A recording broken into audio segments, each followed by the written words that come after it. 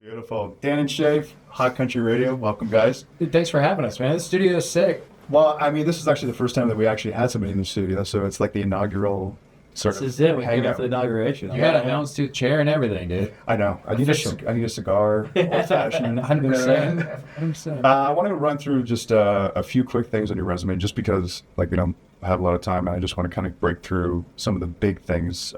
14 billion global streams, 139 worldwide multi-platinum, platinum, and gold certifications, 8 AMAs, 4 ACMs, 2 CMAs. First and only artist in history to win a Grammy for Best Country Duo or Group Performance 3 consecutive years since they started that category.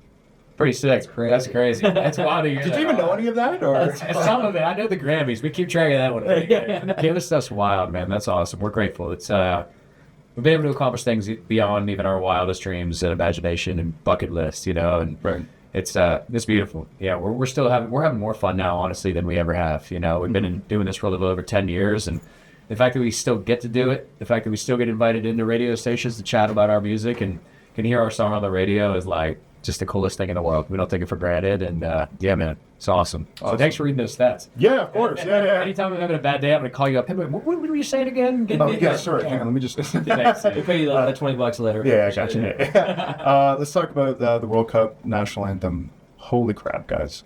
I just want to let you know, these are the headlines. This is not me talking, because if I was and be biased, you guys are fantastic. Headlines say, fans are calling Dan and Shay's World Cup national anthem one of the best they've heard. That's wild, dude. Honestly, it's getting asked to do that was crazy. We got asked about a month ago, I think it was, and it's really nerve-wracking. Honestly, we always said like, we're not gonna do the national anthem like anywhere unless it's like something crazy. Like we'll think about it, but it's so nerve-wracking. You've seen people like you go and it's if you mess it up, like it's terrible. Yeah, of course. Yeah. You get really nervous about it, but it was like, man, what an amazing opportunity. There's literally hundreds of millions of people across the world that watch the World Cup, and to kind of have that opportunity to rep USA, and it just turned into this really amazing moment. Like it was just kind of it wasn't really about us. It just became this huge sing-along. We've seen all these videos of people in pubs and bars and watch parties, just thousands of these people just singing along to the broadcast of us singing, and it was just like, man, what a cool moment to be a part of. It was amazing. What was the practice like in that? Because I know that practicing for tour is a little different than practicing for the Star Spangled Banner. We practiced. We had it down. We we knew what we were going to do. We rehearsed it a bunch. Tell you one thing you can't practice for is when you're halfway through the anthem, you're feeling good, you're being stoic, you're looking around, and they put Tom Cruise and David Beckham on the screen. So you gotta give a guy a heads up about that. I was like, kind of fell apart in that moment. It was sick. Yeah.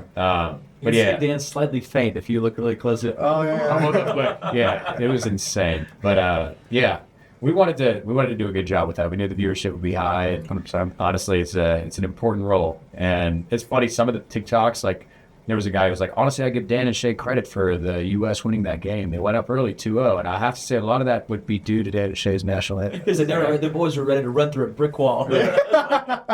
That's amazing. And then, I mean, you guys have been so busy. CMA Fest, you're at Brandon Lake's Cowboy Church, which is incredible. And I know that you guys are working with him a little bit now, right? Yeah, man, it's been amazing. Brandon's an amazing dude, and we've kind of been teasing a song that we wrote with him. So more on that to come soon. But yeah, man, he's a great guy, and that was awesome to be able to do that with. That was really cool. Awesome. And then you're going on tour this fall, a run of amphitheater shows. Going to be the RBC Amphitheater in Toronto on October 1st, which is amazing.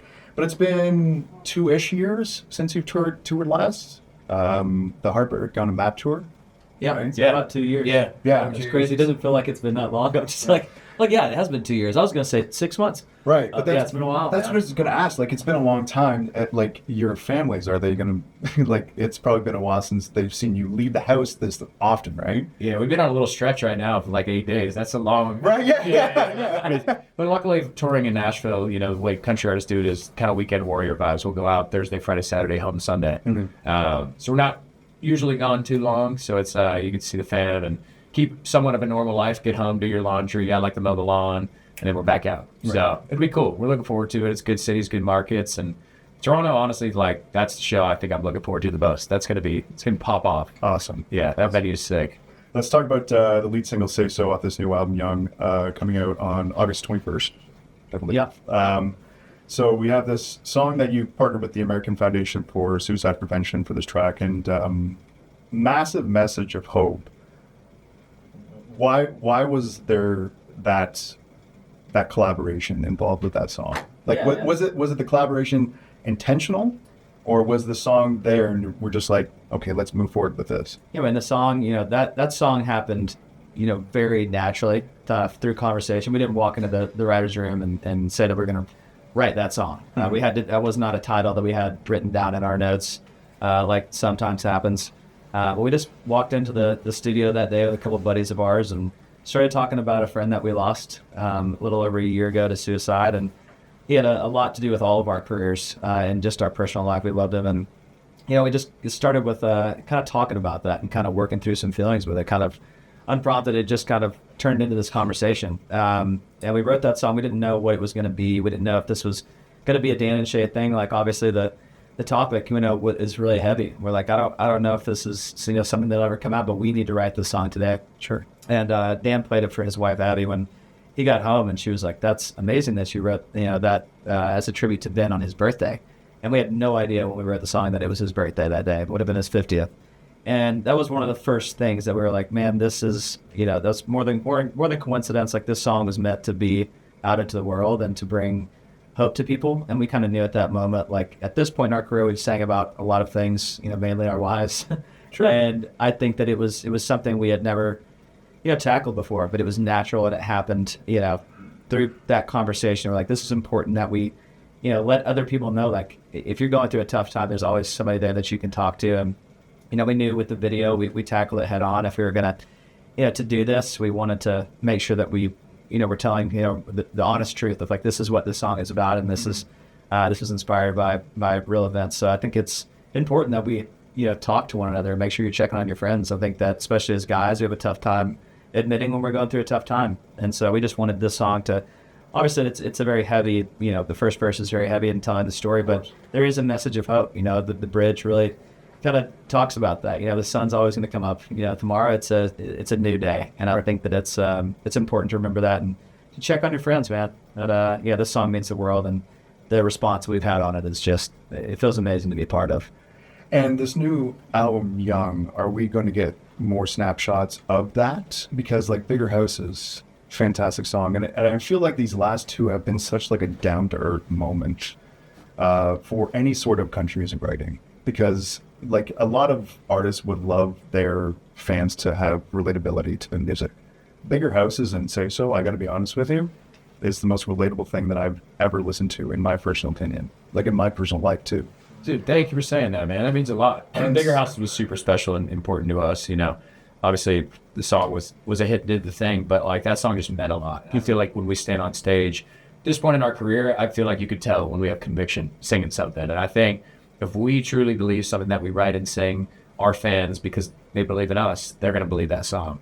And this whole album, like, if you hear that on Bigger Houses and Say So, you're going to love the other 9 tracks, because it is just an honest snapshot of exactly where we are as men in our lives, this current moment. It's just, there's some, like, heavy stuff on there. There's, like, songs about death and the passing of time. There's a song called Dogs in Our 20s on the album that's, like, heartbreaking to listen to, but sure, it's honest. You know what I'm saying? It's like, it came from a true place. And I don't know. For better or for worse, it's definitely our most personal album. And I know people always say that, but it really is. I mean, you listen to it. If you know us, you're like, yeah, I know that. That's, like, very literal to what we're going through. And it's just one of those things where these songs, like Shay, the story you told about Ben writing that song, Say So, just more than coincidence to us. It's almost like this spark of creativity was given to us, and it was like this, I don't know, 2.5 weeks or something, where it was just every day these songs were falling out of us, and we were just like buckled up. Come on, give me more songs. It's like you take it when you have one, because sometimes you can't write. I couldn't write a verse to save my life, if you're uninspired. But the inspiration was at an all-time high, and we just got it all. And it was like, I think we kind of have an album. I can't wait for people to hear this thing as a whole, because I just think it makes sense, as a story. It makes sense if you know us. If you don't know us, it's a way to get to know us. Right. And I think the Bigger Houses album was a great album, but I think the song Bigger Houses was definitely the true north on that album. Sure. You know what I'm saying? Like that was the most honest version of what we did the rest of the album. I think we expanded upon what we did on the song Bigger Houses and kind of made a whole album of that on Young. Right. If that makes any sense. But yeah, man, I'm really proud of it and can't wait to be out in the world. I'm going to book a therapist appointment on August 22nd. Please. I'm going to listen to that whole album. I got to talk to you. Yeah, for sure. You don't need to. Just listen to the album. Yeah, there you go. That's my therapy right there. That's amazing. Well, guys, thank you so much for popping by. I really do appreciate it. I know you guys have limited time, but it just means the world to us that you're in the space with us right now. Thank you. Great conversation, man. Thank you for taking the time and for listening to the music, and it's a pleasure. Thank you, guys. Appreciate it. Yeah, awesome.